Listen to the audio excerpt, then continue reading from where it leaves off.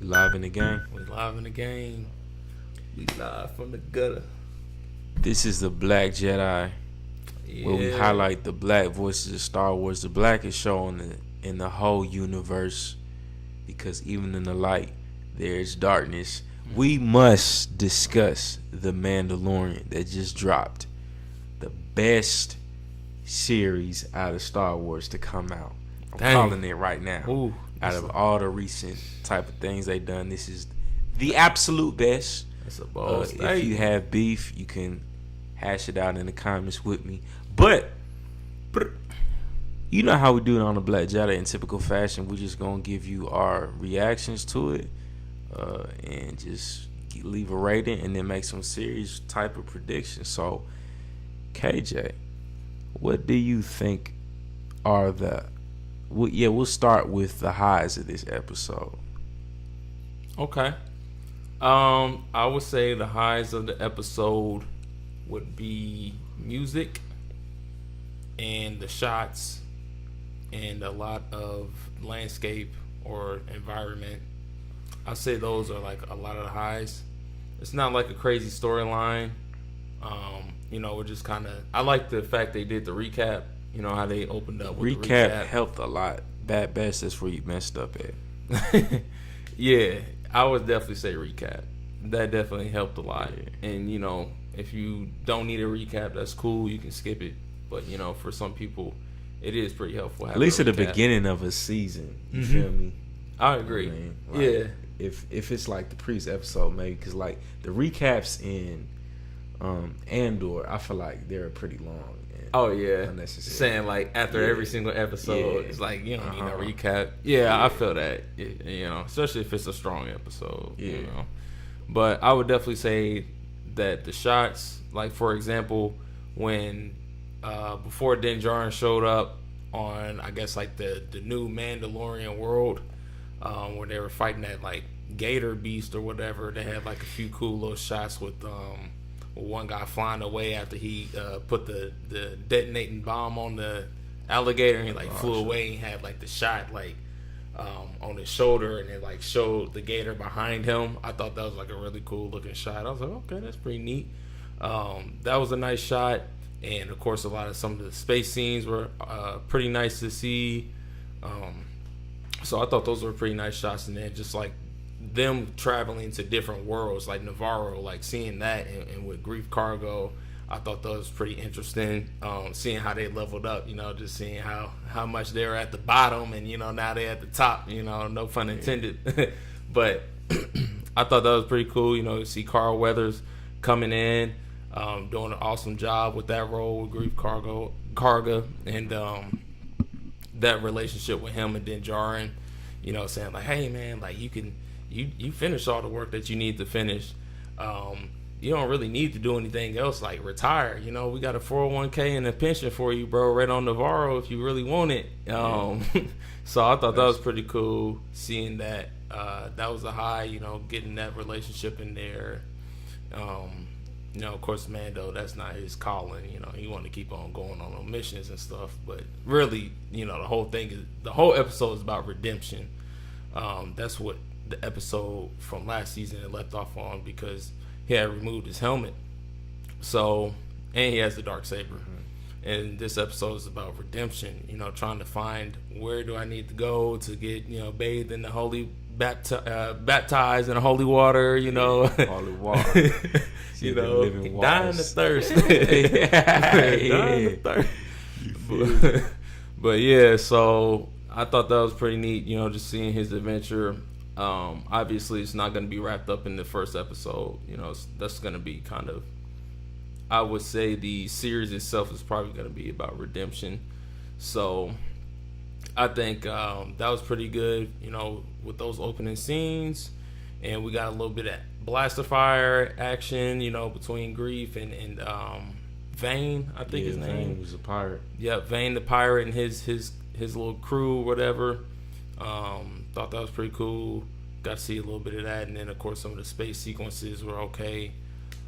For the most part, it was pretty solid opening episode. It was on the shorter end of the stick. It was about 38 minutes, Usually with a lot of season openers, it would be pretty lengthy. Yeah. So I thought they tried to crunch in enough in the 38 minutes. But again, I would definitely like to see next time, because I know this ain't the last season. Next time, I would say a longer opening. Oh, you would say longer opening? Mm-hmm. You know, see, I would disagree. That's okay. I feel like I push back and say, man, they did exactly what all the other ones should have did when it comes to Andor and Bad Batch.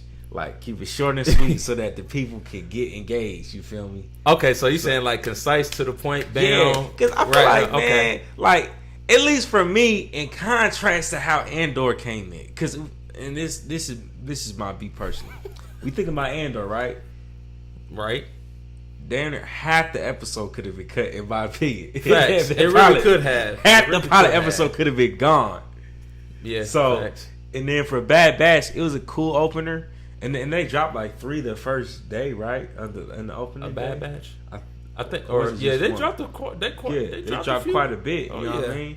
And unfortunately for us, that left us kind of in the hole catching up. Yeah, so we gonna be back. I promise. We'll circle back to it. But the thing is, man, like I think, and this is me piggybacking off of what I feel like was the strengths of Mando. This open episode. Yeah. It kept great pacing, in my opinion. It did have good pacing. The pacing of it, it gave us some action. It gave us a little bit of downtime here and there. Gave us some laughs too. Yeah, the comedic relief was perfect, right? So you got the stuff from the Anzellans to the what's the one thing that I wrote it down? The one thing that whatchamacallit said. The line that Din Djarin said, he said, "Now that's using your head." After IG-11 drop, that was the best line of the episode, man. Oh yeah, and you're there. I almost have to see if the season could top that, because he's had like these quotes, great quotables. And that's exactly what I was about to talk about. You feel me? He had like having those moments is like what makes it more memorable. If you think about Andor, what moments did you have like that in the first 3 or 4 episodes? Quote me something. But can't even quote. Can't even quote nothing from it. The only thing I could probably think of off the top of my head is probably Luther's monologue. I was just about to say that. Yeah. Luther's monologue was like, "What have I given? Yeah, everything." Yeah, that's like, it. Hey, nothing out of the whole season. That's all I remember. And he wasn't even the main character. You feel me? So it's like, I don't know, man. It's one of those things that just like, that's where I feel like Mando thrives is mix of action, it's comedic relief, and then it's quotables. Like, it's giving us some already off the rip. Now that's just like, I think Jon Favreau, man, he really did his thing with this series. He that guy. Who directed Andor? Do you know? Was it Kathleen? Nah. I don't think it was. No, Kathleen. Okay. She like head chief man. It definitely wasn't Deborah Chow. I know Deborah Chow was the one who I'm pretty sure directing with Mandalorian. Okay. I don't know if Dave Filoni had his hands on that. I know Dave had his hands on Bad Batch for sure. He has his hand on Bad Batch, yeah. I mean, I think they run through the whatchamacallit, the Clone Wars type ones. Dave Filoni, you know. Yeah. So you do a good job. You do a great job. Most definitely. Shout out Dave. Shout out Dave. What's up, Dave? You feel me? But it's just one of the things. Like, man, I feel like Mando strikes the perfect balance on what all the live action shows should be. Like, the action that we're expecting as Star Wars fans, and a little bit of mystery and mystique. I feel that. Because, I don't know. I know some people said that Andor was more like a drama or whatever. Yep. I still think you could have done that a lot better. And I feel like they try to do certain comedic relief moments in that series too. But and we're not trying to like rag on Andor. It's just the fact that it's the most recent series. So it's like, something that I can't hold you. I got beef with Andor now. Now I think I don't know. Now I've tasted Mando again. I'm like, dang, maybe this is stuff I wanted from Andor. That's true. But it's two different directors. You know what I mean? You two feel different me? directors, two different, two different visions for the series. But all that to say, man, yeah, we love Mando, man. I love a good Mando. It is, and you mentioned the stuff about the whales flying through the hyperspace. Yep. That is so hard to think about conceptually. You know what I mean? Like a creature that can go that fast, bro. Yeah. And it's a whale, it's too. It's a whale, bro. Like, I don't know if y'all remember in the Clone Wars, they had them, these, like, I forget the name of the beast, but you saw Grogu looking out as they were in hyperspace. Yeah, they had them there, and, what was the other series? I'm sorry, another series they were in? Yeah, with Ezra and oh, you talking about Rebels? Rebels, yeah, Rebels. Okay. I'm blanking out. Sorry, guys. Yeah, but I didn't remember they were in Rebels. Okay. Yeah, I think at the end when like Thrawn popped up and then like they jumped off or not jumped off. Those whales or whatever showed up and like they were still on the ship or whatever, and then they had like the they jumped to hyperspace or something like that. I'm gonna have to go rewatch that thing. Yeah, I forgot about that, but yeah. No, that's fact. I mean, look, even more, it's like they're amazing creatures. So it's dope to see them in a live action series too. Yeah, we didn't get to see them fully. The only law I say, man. Toys R Us helmets, you feel me? Oh, yeah. Like, clearly you need the Mando because you guys y'all are recruiting kids, man. This little plastic looking helmet, man. Hey, aisle 13. Having to recite, man. Having to recite the creed to get a Kmart helmet, man. Let him back into the fold, man. You know you need him in the way if you got helmets that look like that. Boy, come on, man. Gotta clean up them helmets. You gotta clean those helmets up, man. Gotta make that mother look tougher. Yeah, it looked like now it's scary. It looked like that mother was finna crack as soon as the alligator stepped. Just blast radius. You feel me? Like the wire's about to hit it, and it's about to burst, and it's over. How it look like, you know what I mean? To me, at least. I feel that though. You feel? But I thought a good nod back to IG-11. I thought that was pretty cool. Them trying to bring him or bring it back. IG-11 is a pretty awesome robot, man. So yeah, we'll see. I think they'll do justice, and he'll find the chip that they need for it. I guarantee it. Yeah. It was a great nod. Yeah, that the IG model, man. It made me think though, why didn't they just try that before? But I guess it's just time enough. Like a lot of stuff was happening in between.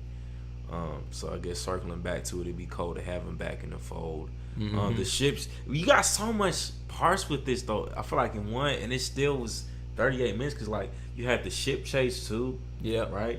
You had this old Davy Jones looking pirate Blackbeard boy. You feel me?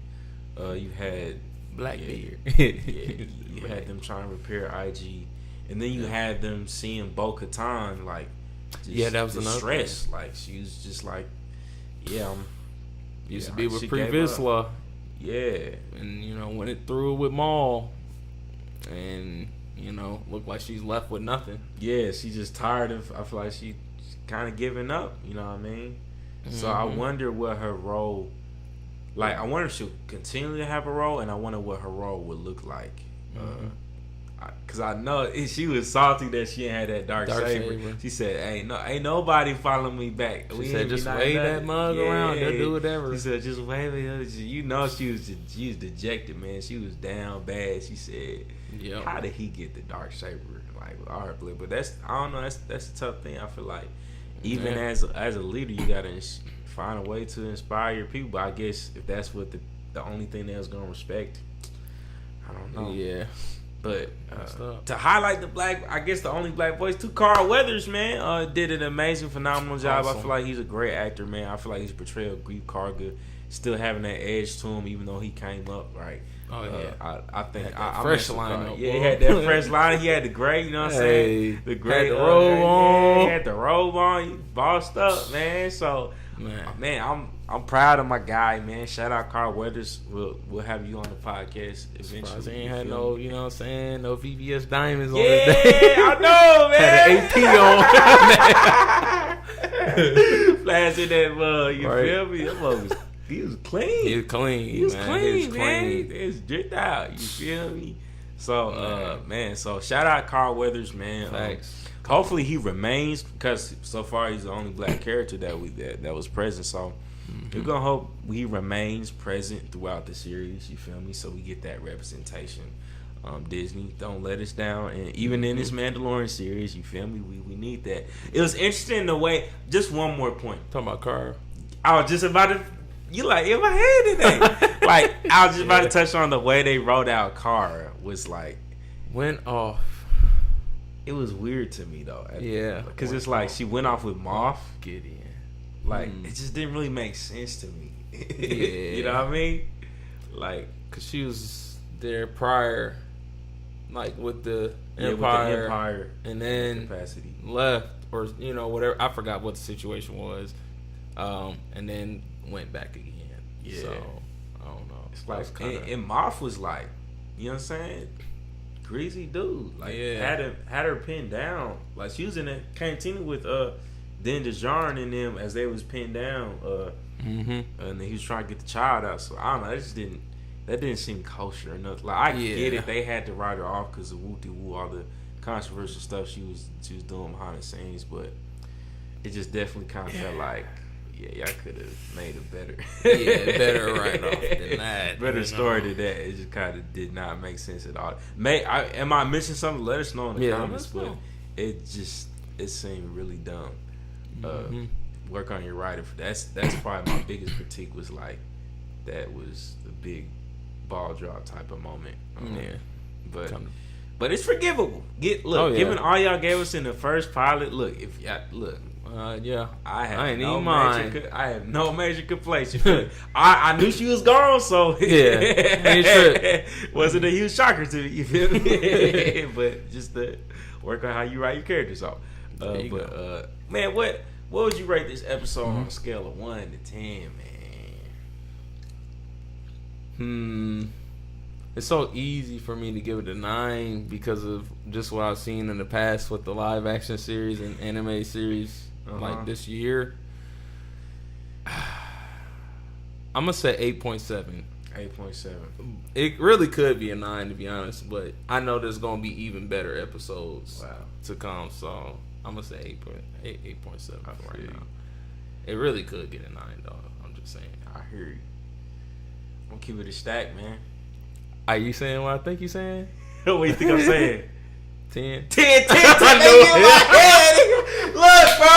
Think about all the pilots we done had. We done suffered through an Andor pilot. We done suffered through Bad Batch. We suffered through Boba Fett. Man, Boba Fett was not even a show, was it? You're not wrong. Why do we have Boba Fett, man? You're not wrong. Please don't bring the Book of Boba Fett back too. If you're watching, do not send this to the execs at Disney. Do not bring back Boba Fett. We don't need that. Bring us more men. Spend all the resources you're going to put into that and put it into The Mandalorian. Because to me, this was a top pilot outside of the first pilot. Because that first, I can bring you in warm. I can bring you in cold. Like, come on, man. Hey, and this gave us like all the action that we needed. Facts. It closed up a little bit of loose ends. Like, I don't know, man. I think it's a 10. Man, when I think about pilots, man, that we've had up to this point, you know what I mean? Yeah, that's true. I'll say 9, definitely. I'm gonna say 9. I'll say 9. Again, I said I wanted it a little bit longer, but I like what he said too. Though short and concise is always good. So I can't really say like, oh man, like it's that bad because it wasn't long enough. Like, guys, it wasn't that bad. It's okay. I was fine with 38 minutes, but. I'm just saying. Give me like 5-10 more minutes. Give me like here we go 5-10 minutes. I feel you. That's all I'm gonna say. And it's great that I feel like it ended on a cliffhanger. I think that's what also gave me a cliffhanger I could appreciate. You know what I mean? Yeah, and again, like for the newer fans or like newer people that's tuning in, or like, all right, I gotta watch the next episode. Yeah, exactly. I have to because how they ended off. So you make a great point about that. Cliffhangers are always the best when you're doing like weekly drops. You feel me? Mm-hmm. You gotta tune in. That's how they be like. Tune in on the next episode. But yeah. what are our expectations, I guess, like moving forward for the next episode, and then just like for the future? I can't hold you, man. My expectations are high, so please don't disappoint me. I'm not hard to please, to be honest. I'm not hard to please. Like, you just gotta like keep the plot. I mean, the plot's not crazy, right? But it's intriguing enough to keep us engaged, right? And to have like little side like the whole thing about the pirates, right? And I have a feeling we're not gonna see the end of that. Yeah, because they just introduced another guy. It was just Vane. Now he got like this whole fleet. Now you got the Pirate King, right? So I'm sure we're not gonna see the end of that. So just keeping up with different little side plots. So you got your main plot. Give us like 2 or 3 little subplots within it, right? Because that's what we got in this. We had the main plot was he wants to be redeemed. Yep. He has to fix IG-11. He has to battle pirates. Probably gonna battle for that Darksaber, and maybe the Empire. So keep some interesting like 2 or 3 subplots for each one. Keep the main plot going about just his redemption. And I think we'll have a great series on hand. Like, I think that the next episode specifically, like, I believe we're gonna get the question answered of, okay, who is still tapped into the way, and what is this like she said, the civic center in the city of Sundari. Dope little line there too. I think that was intentional. And then she said goodbye to Jar. So I think we're gonna just see the exploration of that city. And like I said, I want to say the pirates gonna follow up, but I'm not entirely sure how deep they're gonna be going into Mandalorian territory. Right. And then I really want to see the child continue to like step up in terms of being a part of the action. He wasn't as much involved. But I think him just, all that we seen from him at the end of the Book of Boba Fett, right? Yeah. I definitely want to see him come into his own. Yeah. As he's going along these ventures, like basically just growing. You know what I'm saying? He comes from a little kid to, I don't know, little preteen, whatever. Yeah. Yeah. Tyler, I don't know. But yeah. Yeah. I think I'll say, to piggyback off of those things, that I think that's probably what's coming soon is some of those subplots, Darksaber, probably some conflict on who still is the way, if there still is the way, what I'm saying, are they still with that? And then, the pirate plot, I'm quite sure it's still going to be around, and might see some cameos, who knows? I mean, what y'all think? Y'all think Mace Windu might make an appearance on this? That'd be crazy. You said Mace Windu? Really? Ahsoka again? Luke? I bet we would see a Luke. I can imagine. Actually, I see what you just said is probably spot on. I bet we would see an Ahsoka cameo again, because with her series coming back around, like I imagine they're gonna have her hop back like into a reappearance. You feel me? Okay. Because doesn't her series drop after this one or a little bit? I think so. I want to say so. Yeah, so I imagine she'll have to be in the cut for sure. I don't know. So I know you know what I'm saying, not on board with Boba Fett, but they did come back with another series and they did keep Mace Windu alive. Would you be interested in that? Would you? Wait, in the Book of Boba Fett series, they keep Mace Windu alive? What make you say that? I mean, you know how fans be like, he probably used the Force, after Emperor or Anakin sliced his hand, he got Force pushed out the window, he still might be alive. XYZ, like he probably was in hiding from Vader or whatever, and now he making a reappearance. Yeah, because I know in episode 9 when Rey was on the ground, they had all the past Jedi voices in her head, and his voice made a cameo. I mean, it doesn't mean that he was still alive or alive, or maybe after he was. Maybe he was. I don't know. I mean, I have no beef with a Mace Windu series. I hope the entry point isn't through Book of Boba Fett though. Okay. I hope it happened through Bad Batch before we see that happen through the Book of Boba Fett. Please do not bring Book of Boba Fett back to me. Ooh. Please. So there's no redemption for that. To me. To you, there's no redemption but, for that. Okay. But what do y'all think? I mean, would you want Mace Windu to... What series do you... I mean, I guess what other series Django, could he come back in through? Yeah. Yeah, with Django. I mean... When I think about it, the only other series he could reappear in would be through the Mando, or the Boba Fett. So that could pique people's interest if he came back in through the Book of Boba Fett. So that could be their secret weapon. But I feel like that's all that show would have to offer at that point in time is Mace Windu. And then it turn from the Book of Boba Fett into Mace Windu the same way that it turned from the Book of Boba Fett into the Mandalorian Returns. Yikes. I was so shook when they brought in the Mando. It basically became the Mandalorian for the last 3 or 4 episodes of your shit. Yeah. How does a protagonist go from being the main protagonist to being a side character in your own? How you get sidelined in your own series, man? That's how you know the ratings was bad. That's terrible. You make a good point, man. It was bad, man. Like, shit, bring back a Kenobi. You feel me? Bring back the Kenobi series before you bring back Book of Boba Fett. That's true. That's how I feel, man. Oof.